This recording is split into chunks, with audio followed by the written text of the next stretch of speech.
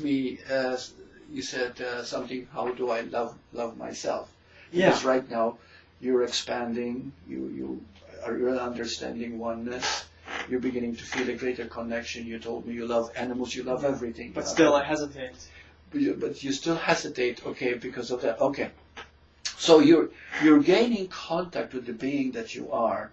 You're gaining more contact. Okay, but there's still the idea that you are separate still from it. Yeah. You see, and so that sense of separation, which of course will always exist, incidentally.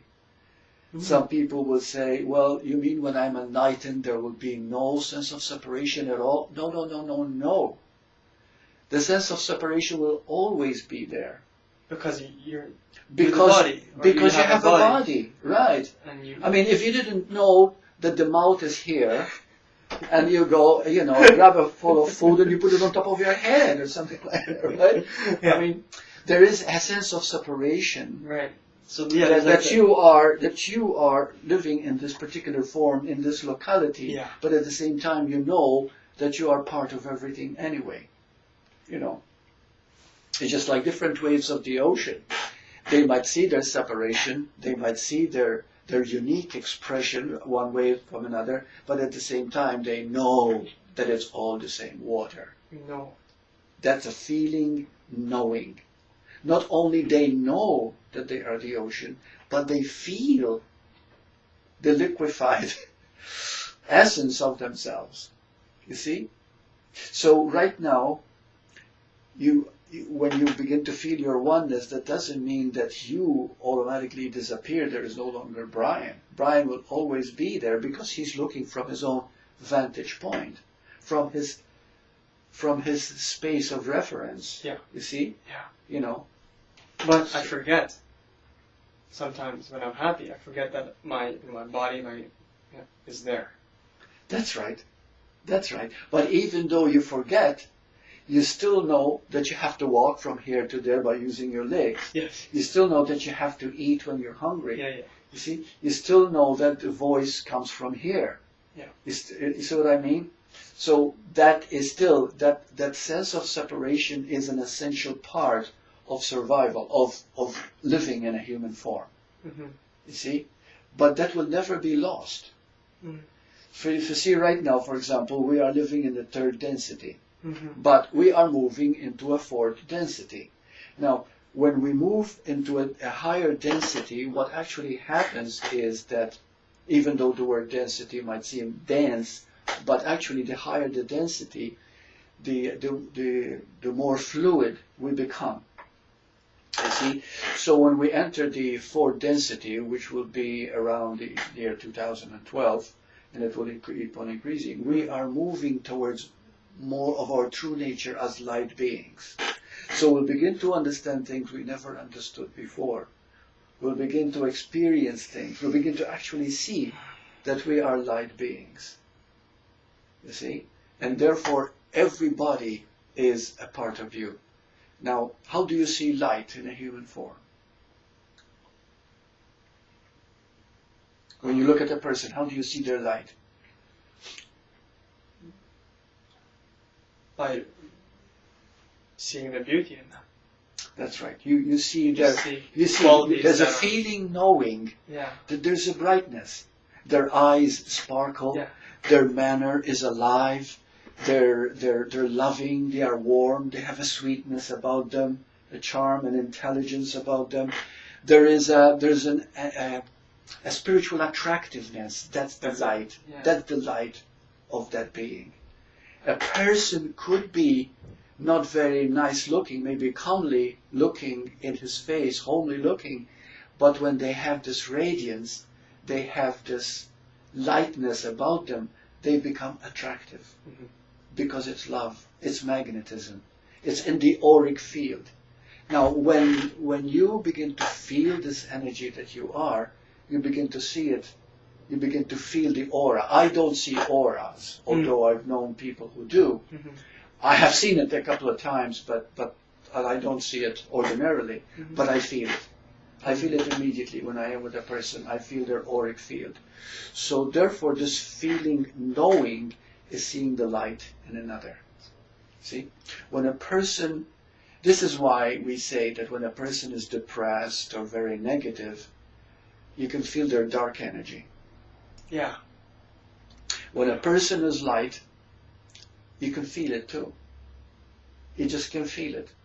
Suppose you go on a bus and it's crowded with people and you sit next to a person. You haven't looked at this person, whether male or female or anything. You haven't looked, you're just there.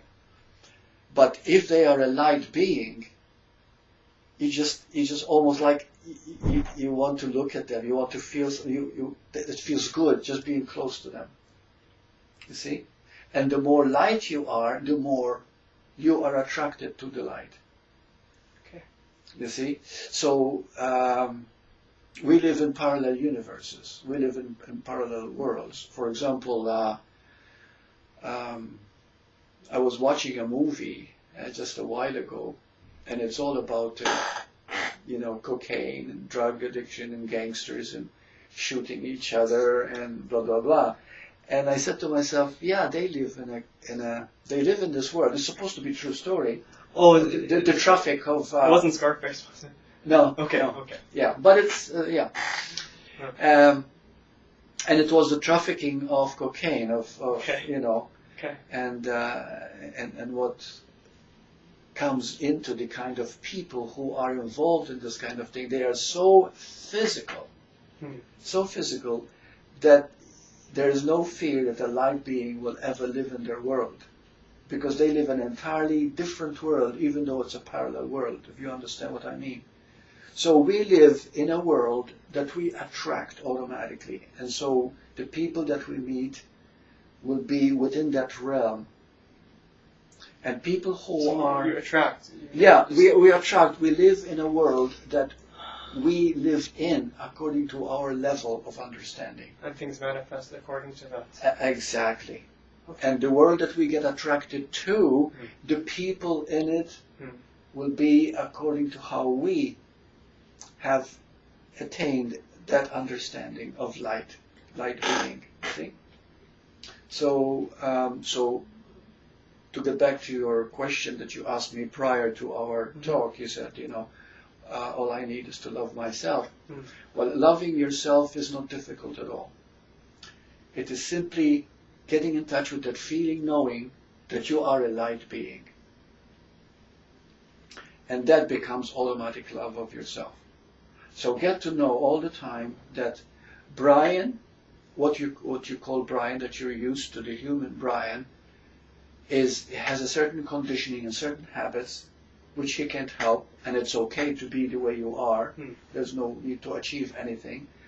But always know that it is the light being, the being that is in control, the being that is doing everything through you. And as you understand it and trust it more and more and more, the happier you become, the more alive you become, the more you attract the good things of life.